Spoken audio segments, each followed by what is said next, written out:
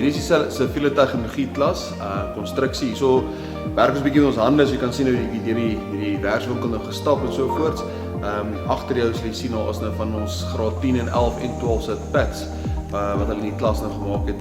Hierdie vak is 'n vak wat jy daar in die buitewêreld kan gebruik, 'n bietjie leer 'n bietjie met die hande te werk, leer 'n bietjie van die gereedskap, leer 'n bietjie van vakmanskap, die tipe dinge wat jy doen. So in hierdie vak gaan ons regtig van fondasies af reg deur tot by dakke, alles wat gekom in konstruksie, of dit nou huise is wat jy bou of fabrieke wat jy gaan bou, enigiets wat jy nodig het om te weet, word in hierdie vak vir die kinders gedeel. Ons doen 'n bietjie IGO gedeelte waar ons vloerplanne teken en vloerplanne werk ook.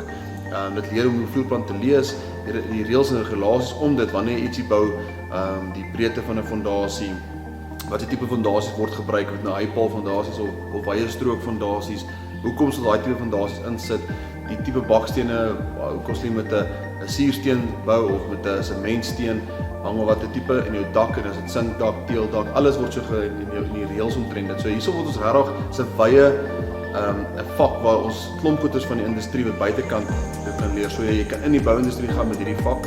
Het sy nou 'n bouinspekteur te word, 'n ingenieur te wil word, het jy hierdie vak nodig. En ons leer al die basiese, selfs hoeveelhede.